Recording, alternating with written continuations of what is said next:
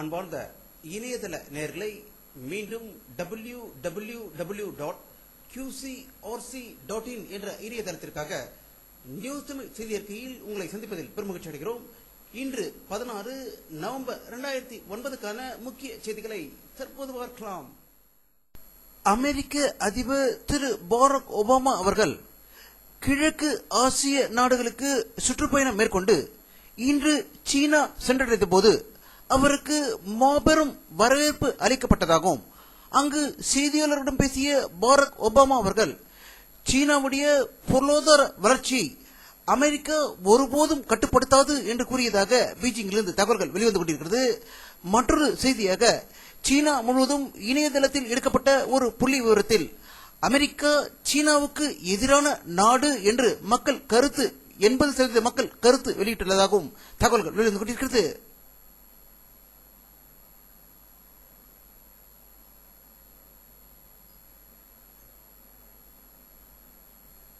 France நாட்டை சேர்ந்த மிச்சிலின் நிறுவனம் கும்மிடிப்பூண்டி அருகே 4000 கோடியில் டயர் தொழிற்சாலையை அமைக்க உள்ளதாகவும் அதற்கான புரிந்துணர்வு ஒப்பந்தம் தலைமைச் செயலகத்தில் தமிழக முதல்வர் கருணாநிதி அவர்கள் தலைமையில் இன்று கையெழுத்திடாததாக தலைமைச் செயலகத்திலிருந்து செய்திகள் வெளிவந்து கொண்டிருக்கிறது.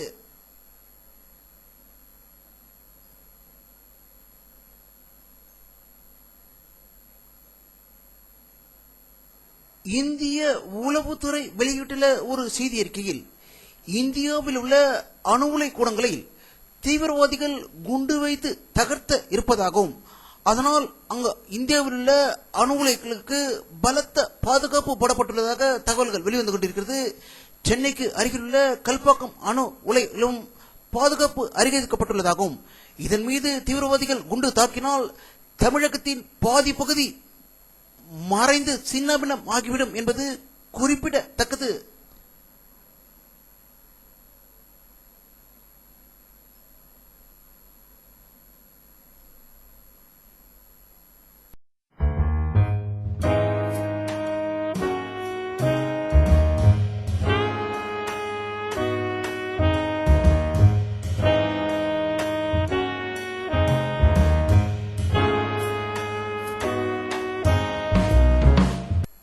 தமிழக நிதியமைச்சர் திரு அன்பழகன் அவர்கள் வெளியிட்டுள்ள ஒரு செய்தி அறிக்கையில் தமிழக துணை முதல்வர் திரு மு.க. ஸ்டாலினை பின்பற்றி உறுப்பு தானம் செய்ய இருக்கிறேன் என்று கூறியிருப்பதாக சென்னையிலிருந்து தகவல்கள் வெளிவந்து கொண்டிருக்கிறது.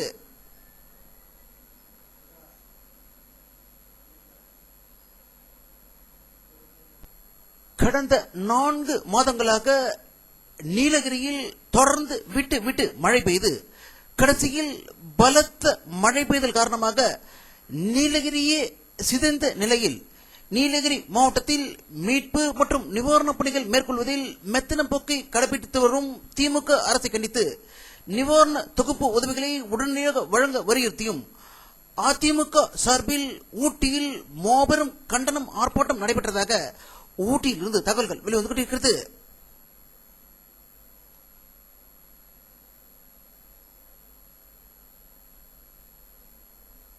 ஆந்திர மாநிலத்தில் உள்ள விஜயவாடாவில் அரசு ஆஸ்பத்திரியில் 6 குழந்தைகள் பிரசவத்தில் பிறந்ததால் அவர்களை இன்குபேட்டரில் வைத்திருந்த போது இன்குபேட்டர் கருவிகள் சரியாக வேலை செய்யாதால் அந்த 6 குழந்தைகளும் உயிர் இழந்ததாக ஒரு அதிர்ச்சி தகவல் விஜயவாடாவிலிருந்து வெளிவந்து கொண்டிருக்கிறது.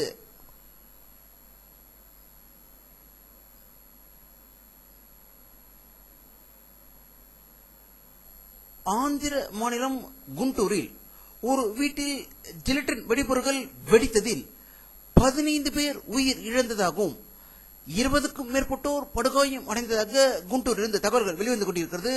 பின்பு அந்த வீட்டில் சிலிண்டர் வெடித்ததாகவும் மற்றொரு தகவல் குண்டூரிலிருந்து வெளிவந்து கொண்டிருக்கிறது.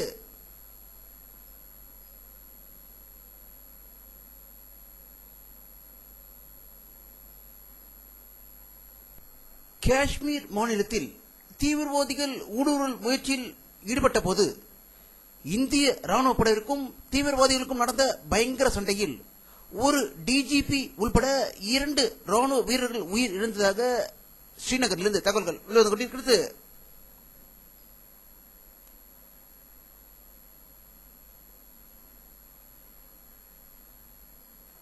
ஆப்கானிஸ்தான் நாட்டை ஒரு காலத்தில் ரஷ்யா எப்படி சீரழித்துக் கொண்டிருந்ததோ அதை மிஞ்சும் அளவிற்கு தற்போது அமெரிக்காவும் ஐரோப்பிய நாடுகளும் ஆப்கானிஸ்தானை சிதைத்துக் கொண்டிருக்கும் வேளையில் அடுத்து பாகிஸ்தானை சின்ன பின்னமாக்கிக் கொண்டிருக்கும் நிலை தற்போது நிலவுவதாகவே இஸ்லாமாபாத்திலிருந்து தகவல்கள் வெளிவந்து கொண்டிருக்கிறது.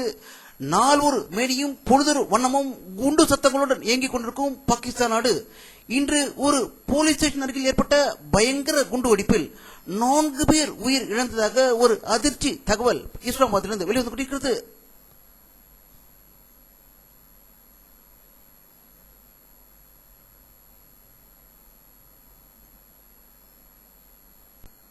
தமிழ் ஈழ நாடு அமைய வேண்டும் என்பதற்காக குரல் கொடுத்துக் கொண்டிருக்கும் உலக நாடுகளில் முக்கிய நாடான நார்வேவில் அமைக்கப்பட்டுள்ள ஈழ தமிழர் அவைக்கு நடந்த தேர்தலில் 15 உறுப்பினர்கள் தேர்வு செய்யப்பட்டுள்ளதாக நார்வே நாட்டிலிருந்து செய்திகள் வெளிவந்து கொண்டிருக்கிறது.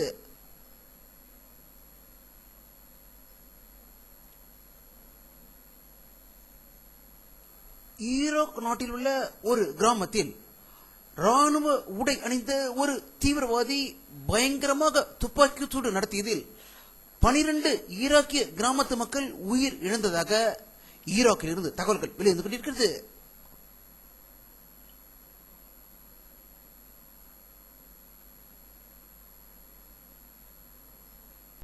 பாரத பிரதமர் மன்மோகன் சிங் அவர்களை ஈரான் நாட்டு வெளியுறவு அமைச்சர் சந்தித்து பேசியதாகவும் இரு நாடுகளும் உறவை மேம்படுத்த அவர்கள் பேச்சுவார்த்தை நடத்தியதாக டெல்லியிலிருந்து தகவல்கள் வெளிவந்து கொண்டிருக்கிறது.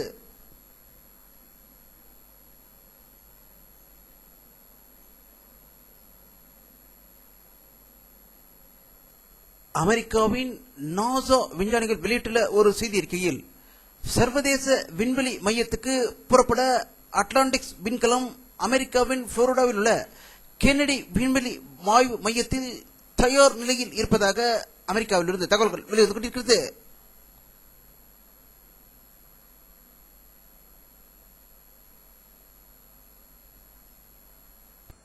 இந்தியாவின் நட்சத்திர கிரிக்கெட் வீரர் சச்சின் டெண்டுல்கர் நேற்று செய்தியாளர்களை சந்தித்த போது அவர் வெளியிட்ட ஒரு செய்தியில், நான் முதலில் இந்தியன், அடுத்ததுதான் மராட்டியன் என்றும் மும்பை இந்திய மக்களுக்கு சொந்தமானது என்று கூறியதற்கு சிவசேனா தலைவர் பால் தாக்கரே கடுமையான கண்டனம் தெரிவித்து சச்சின் கிரிக்கெட்டை மட்டும் பார்க்க வேண்டும் என்றும் அரசியலில் அவர் ஈடுபட வேண்டாம் என்று அறிவித்ததற்கு இந்தியாவில் உள்ள அனைத்து தலைவர்களும் கடும் எதிர்ப்பு தெரிவித்துள்ளதாக செய்திகள் வந்த வண்ணம் இருக்கின்றன.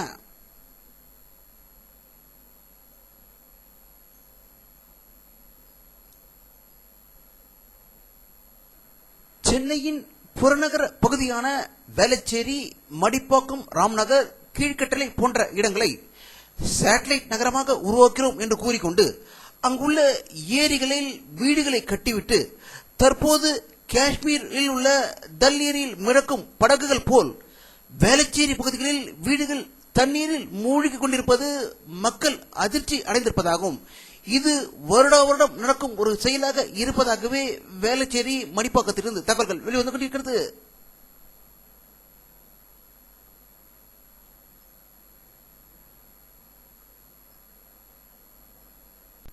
வானிலை அறிக்கை நவம்பர் 16, 2009 பிற்பகல் 4 மணியில் எடுக்கப்பட்ட சேட்டலைட் புகைப்படத்தை தற்போது பார்த்துக் கொண்டிருக்கிறீர்கள்.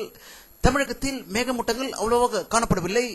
ஒரு சில இடங்களிலே மேகமூட்டம் காணப்படுவதால் இன்று தமிழகத்தில் உள்ள பல பகுதிகளில் வெயில் தலை தூக்கியதாக தகவல்கள் வெளிவந்து கொண்டிருக்கிறது.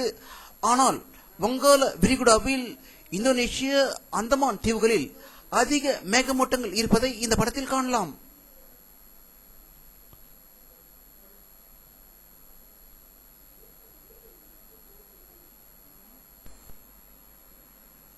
இத்துடன் இந்த செய்தி அறிக்கை நிறைவடைகிறது. மீண்டும் நியூஸ் தமிழ் செய்தி அறிக்கையில் உங்களை சந்திக்கும் வரை உங்களிடமிருந்து விடைபெறுவது உங்கள் கே பாலாஜி. நன்றி.